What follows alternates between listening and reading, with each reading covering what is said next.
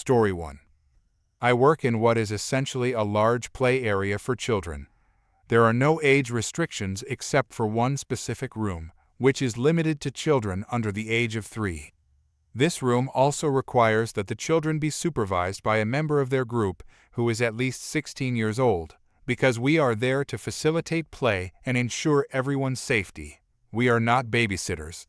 Everyone, including the staff, is required to remove their shoes when in the room to prevent dirt, mud, or other debris from being tracked into an area where many little ones are crawling around on the floor.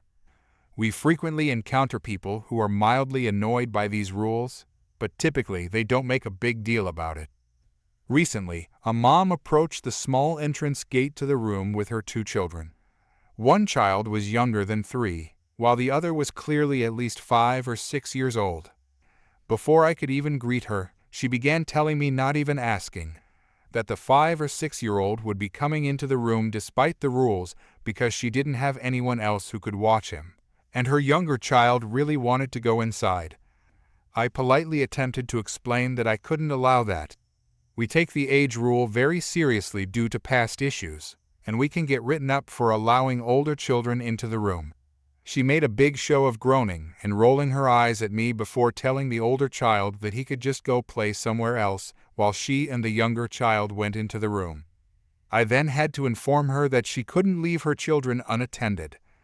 At this point, she became extremely upset with me. Every time we come here, I've been allowed to bring my older child in here with me.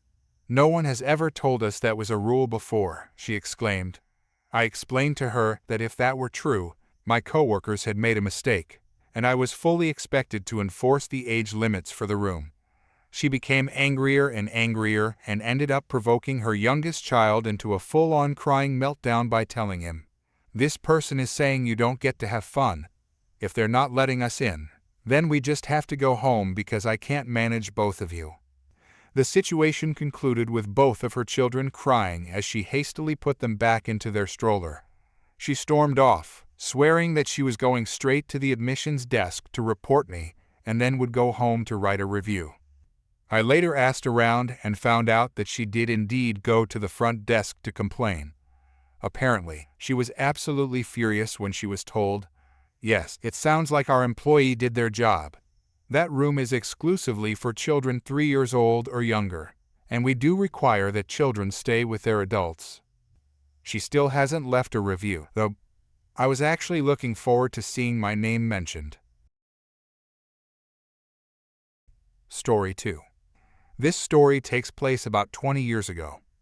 In the mid-2000s, my friends and I would frequent a small billiards place in a neighboring town where you could rent a table by the hour or play per game. We'd play a few games, watch whatever sports were on TV, and have casual conversations. There were no problems and no drama until about 3 months of us visiting this place. A guy shows and takes our spot at the billiards table. No big deal. We were all chatting anyway. 20 minutes later, my friend lets him know we want to play next game, and the jerk is super dismissive. Needless to say, we didn't get in during the next game, so I politely let him know we wanted to play next. Another lady chimed in she wanted the game after us. The guy blatantly ignored me and the other woman. Some more time going by and the guy leave the table. We see our chance to get in. We put the quarters in and the balls are dispensed except the green 6 ball. The guy took it to the bathroom with him. At this point it was ridiculous and we notified the manager. The manager noted it was 12:30 and they were going to be calling last call and closing, so he didn't want to make a scene by kicking him out. He gets us another ball so we can play. The guy comes out of the bathroom and knows we realized what he did. He smirks and proceeds to the patio to have a cigarette, bringing along his beer and the green billiard ball. The guy comes back in and tossed the ball he was holding onto the table, hitting a few balls on the table and messing up our game. He goes up to the bar just in time for last call. One of the friends I was with suggested we follow him home and each call the highway patrol to report a suspected drunk driver. 3 of 4 of us agree. So when he leaves, we used our trusty Nextel push to talk phones and coordinated several calls to the police. We provided details like license plate, vehicle make and model and color, and mentioned the car nearly hit another vehicle, was swerving between lines and driving erratically. This was under a 15-minute plan. We had no idea where the guy lived, but suspected it was close as he was visiting a neighborhood place, so our time was limited. The one guy who didn't notify the police tailed the jerk and called us giddy when a police officer pulled between him and the guy and turned in his lights to pull him over. The police blotter that week included an arrested of a guy who was pulled over after multiple calls of erratic driving. He wasn't arrested for DUI, but instead for driving on a suspended license. Story 3. To set this up. First, this is mostly second-hand knowledge. I only heard the parts leading up to his departure over Skype, because we were talking when she got there. My spouse is in the U.S. military. He always ordered food from the same 3 restaurants. This one female delivery driver was always happy and chipper. She was also a 17-year-old teenager. Also relevant information. When the military police conduct pat-downs, they are required to have at least one person of the same sex, as the one receiving the pat-down there has at least a witness. Even if it takes 30 minutes for a same-sex person to show up, they have to wait and do it when the other arrives. It's illegal on a federal level in the military to conduct those searches without the same sex present. On this particular night, he ordered from the restaurant this girl delivered from. She was really late. Normally it took at most 15 minutes to get his food, but this night it was around 45 minutes. When she got to his barrack dorm, she was in tears, disheveled, and his food was cold. He knew something was really wrong. He asked her what happened, and she told him the people that were guarding the gate harassed her. She told him one kept saying inappropriate things and asking her for her phone number. He made her extremely uncomfortable. She said when the guy finally got the hint, he took a picture of her driver's license with his phone and made her get out of the car. His partner tore her car apart while he proceeded to give her a pat-down. My spouse asked her if they requested female assistance, and she said no. He asked her which gate, and she told him. Now my spouse was pissed. He knew how old she was, and most of the gate guards were over 21 at the time at that base. He gave her the base commander's personal cell number, which all the soldiers were given at the time. This was a commander who wanted to be personable, but they all knew not to bother him unless it required his attention. This event did. He told the girl to call him right now, and to not wait since this man had her address, and the commander can and would order him to delete the photo, among other things he deserved after harassing a teenager. Now the revenge. My spouse had a dummy-wide civilian term for wide $roadside bomb with trigger remote they used for training earlier that day. The second he shut the door, he put it in an empty duffel bag and put his uniform on. His car also had an expired parking permit, something that was supposed to set off red flags at the gate and pretty much be an automatic search. He put the bag in the seat and drove out of the base and back to the gate she said the guards were at. Sure enough, they were the only 2 at the gate at all. He started recording on his cell to send to the commander later. When he pulled up, they asked him for his ID. He gave it to them. The guard told him to move along, so my spouse asked him why he wasn't being searched. The guy told him there was no reason, so he yelled about how he had more reason to be searched than a teenage delivery driver who didn't want to give her phone number. Then he opened his bag and pushed the remote to make the going off beep. He yelled asking if there was any reason now because teenage girls must be way more important than suspicious packages, expired permits, and bombs. After getting his car searched for real wides, he sent the video to the commander. The next day, he ordered more food from that restaurant, and she delivered again. He asked if she called the commander, and she said yes. She called as soon as she got in the car. The commander was very upset and concerned. The commander and his wife met her at her home to discuss what happened and to apologize on behalf of the Army and his base. They also assured her the picture was deleted after the data from the phone was transferred off for evidence. She said she did not see either him or his partner at the gate.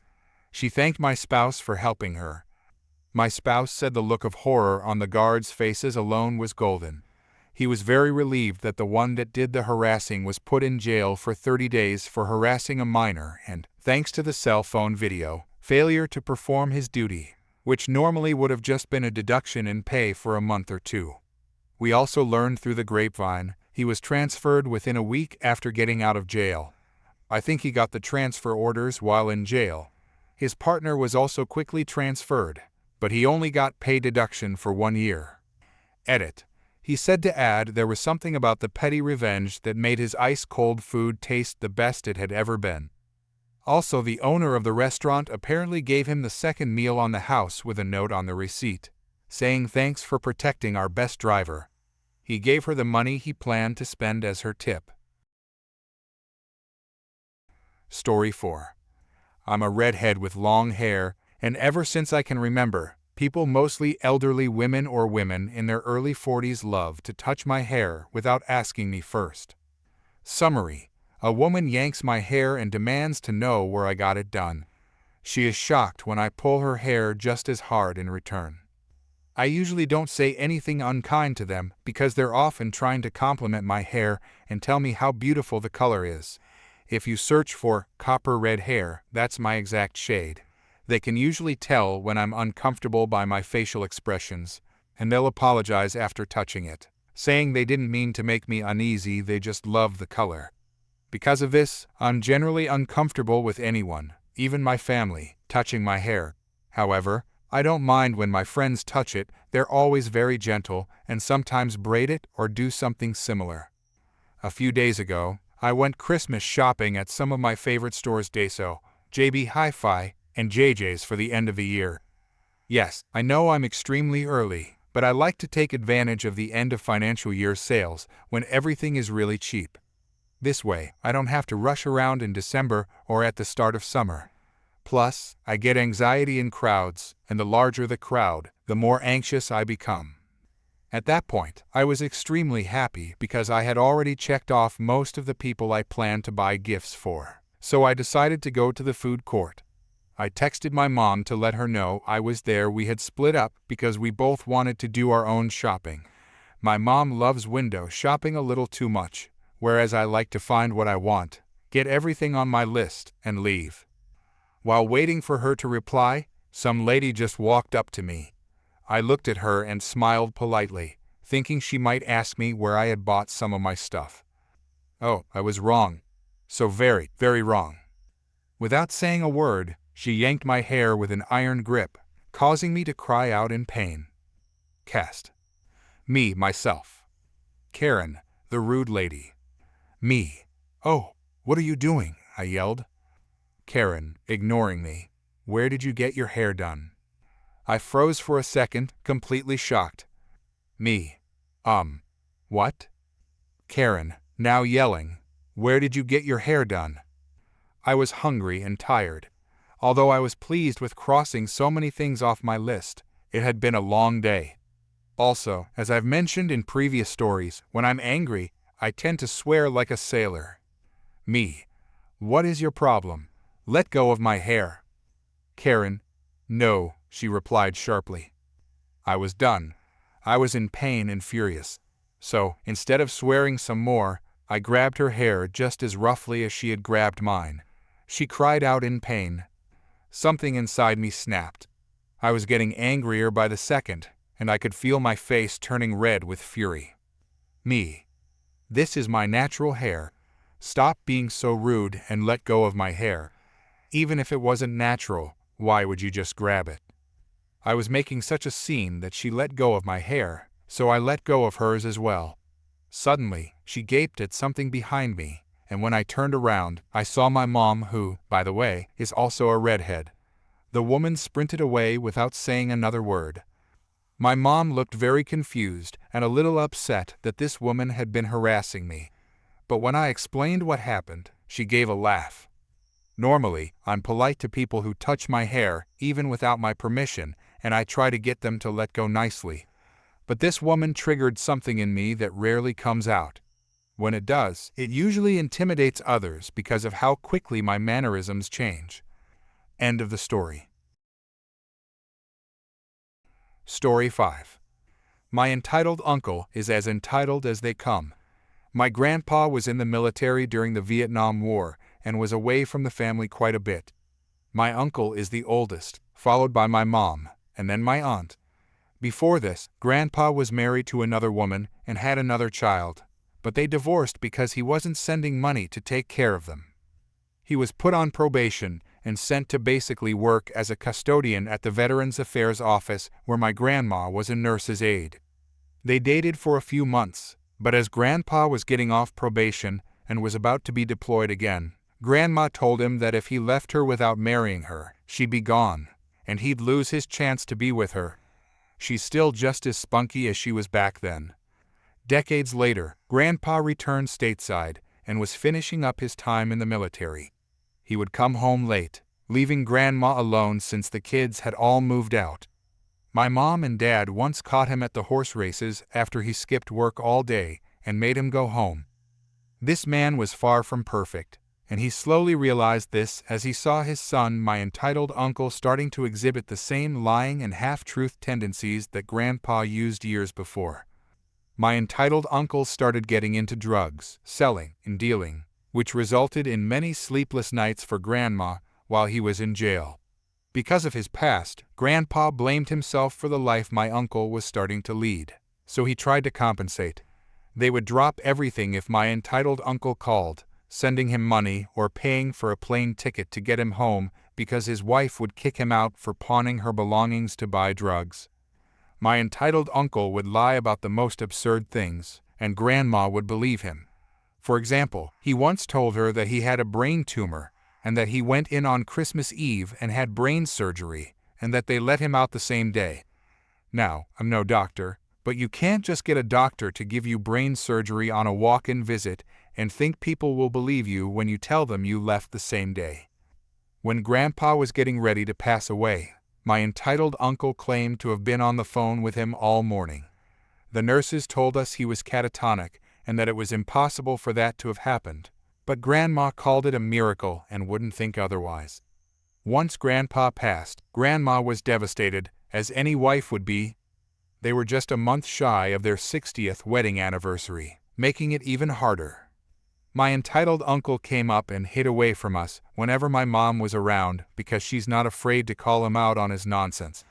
We figured he probably came up to snag any extra money he could while Grandma's mind was elsewhere, as my aunt and mom, the executors of the estate, closed the bank account Grandpa had set up for my uncle, which was several $100s overdrawn. Luckily, Grandma's name wasn't attached, and with a death certificate sent, it meant she was off the hook for the payment. And with that long-winded backstory, on to the present day. Present day. About a month and a half ago, we moved Grandma closer to all of us grandkids and my mom. Due to her grief, she's lost a lot of weight, going from around a size 12 to a size 6, so we each take turns going over and hanging out with her, either taking her out or cooking something with her to keep her healthy. Also, an important note, she has night blindness, which means if she drives at night, she's going to get lost.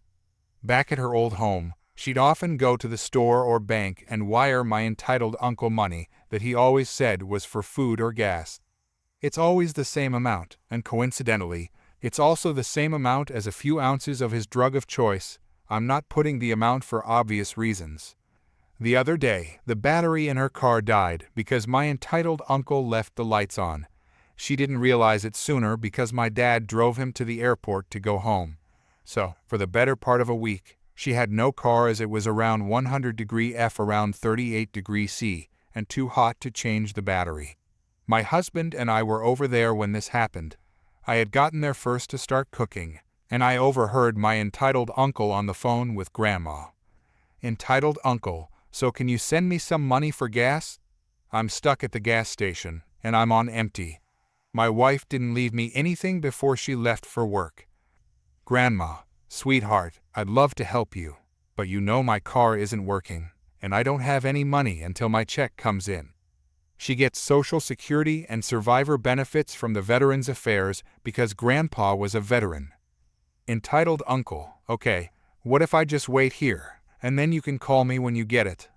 Grandma, chuckling a little, it won't be tonight, dear. Just go home, and I'll call you when I get it." This went back and forth for a while, and eventually the call dropped and my husband showed up. We were about to sit down to eat when the phone rang again. Entitled Uncle, "Hey. Sorry, my phone cut out." "Grandma, that's all right. Did you get a hold of your wife to see if she could send you money?" Entitled Uncle, "No. I'm not talking to her right now. I have to get gas to get home and to get that thing for the computer so I can be on for the Skype interview." Grandma, "Well, dear, there's nothing I can do about that. I'm sorry. Just say something came up, and you'll have to reschedule." Entitled Uncle, "I need the money now. If I'm not there for that interview, I won't get the job." Grandma, "Well, I'm sorry, sweetheart. I don't know what to tell you." Entitled Uncle starts to yell, but the call breaks up again and drops. We ate for about 5-10 minutes, and then the phone rang again. Entitled Uncle, "Mom, I need the money tonight.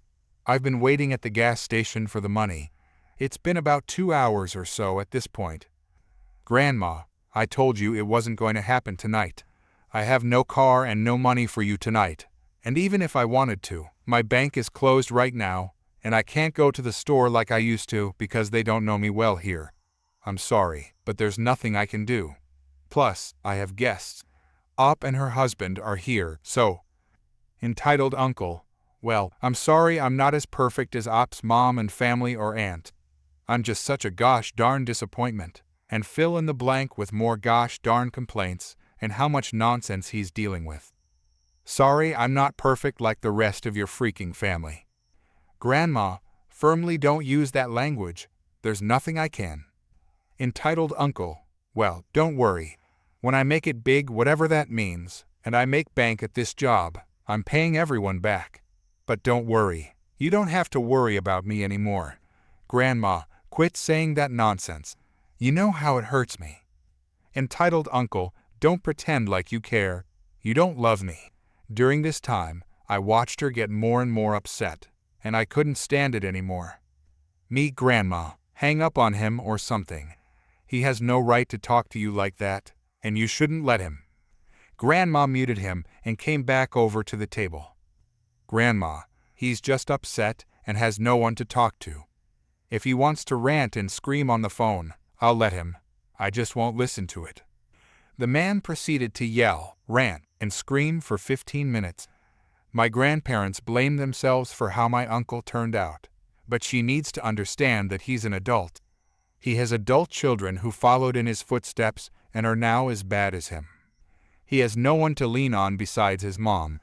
Like that computer, he said he needed whatever part for she gave him that computer. He's been given so much, but he gave up even more to live the life he wanted. No, he never did get what he wanted. He ended up walking home, or so he claims, but I can't trust his word. As far as I know, he hasn't called her back, and his car is still at the gas station. I'll update as needed. Story 6. Some backstory. I, 31F, grew up in a financially disadvantaged household. While my memories of it are vague, there was a time when my parents and I could only afford to eat beans and rice. Over time, my parents were able to improve their financial situation. They're not wealthy, but they're comfortable now. I, on the other hand, used my experiences growing up as motivation to be extremely careful with my money. I got a job in high school, worked odd jobs on the side, saved every penny, rode my bike instead of driving and paying for gas, and by the time I moved out of my parents' house, I had saved a little over $17,000.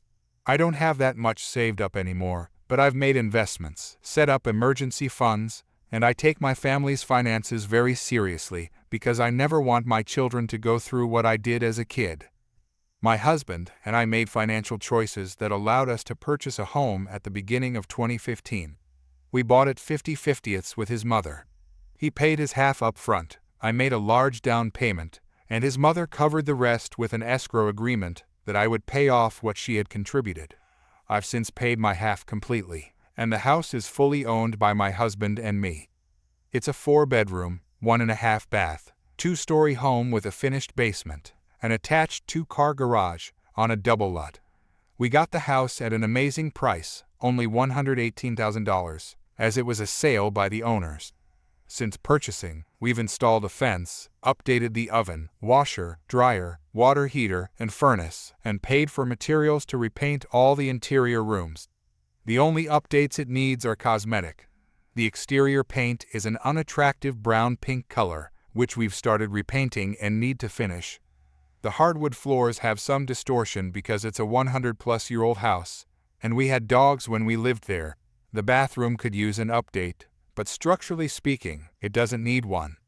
On a scale of 1 to 5, with 1 being, tear down the house and start over, and 5 being, it's ready to put on the market to sell for $300,000 today, I'd say the house is sitting at a 3.5 to 4.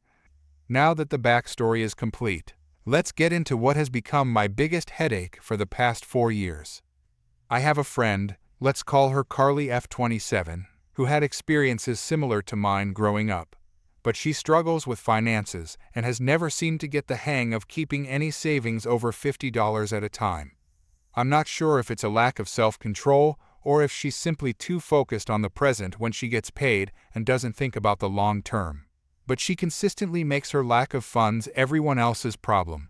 I don't blame her for having issues with money, as learning to create a budget isn't something that's typically taught in school, and it took me years to find a healthy balance. The freedom of being able to buy whatever you want with no restrictions is tempting, but at some point, you have to learn to take responsibility. During our friendship, I've helped her build countless budgets based on my own. I made roughly the same amount of money as her, but each time they failed for whatever reason. We tried different ways to trick her brain into realizing that money sitting in her account wasn't to be touched because it needed to be used for bills, etc. But each time she would still end up using every penny.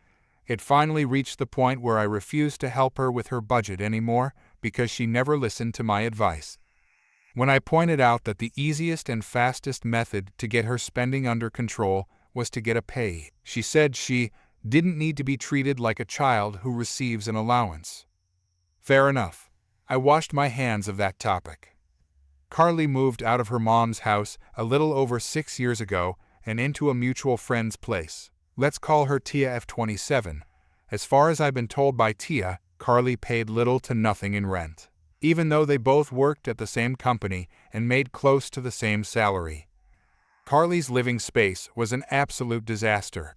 She moved into the basement, and it was a miracle if there was even a walkway to get to the washer and dryer.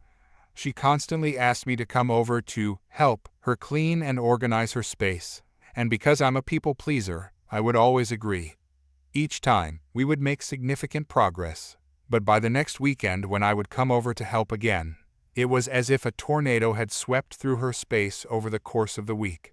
I have no idea how she managed to fit so much stuff into that tiny space. She never cleaned up on her own or made any effort to put anything away, and would always wait for me to come over. If anyone came down to watch us, it was always me cleaning or organizing while she sat back and dictated where everything went. Getting her to donate or throw anything away was like pulling teeth, as even the smallest scrap of paper had some sort of sentimental value to her. After a little over a year of living together, Tia couldn't handle it anymore and asked Carly to find another living situation.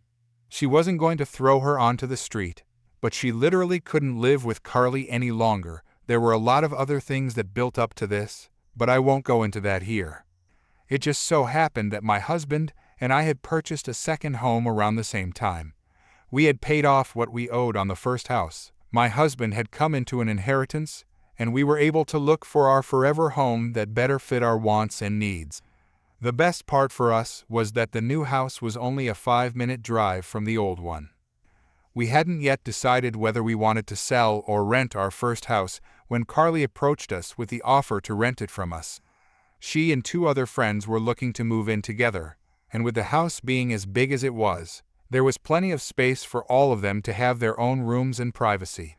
Since we hadn't yet decided if we wanted to sell, and there were 3 renters already lined up, we decided to use it as a means of passive income to invest in our future, and then we would revisit whether we wanted to sell it or keep it as a rental. The red flag I didn't initially pick up on was that Carly was already referring to the house as her house to her two potential roommates before moving in or signing a lease. By the time it came to them all moving in, Carly had driven the other two girls to back out. The way I had written the original lease agreement was that the rent was flexible depending on how many tenants there were.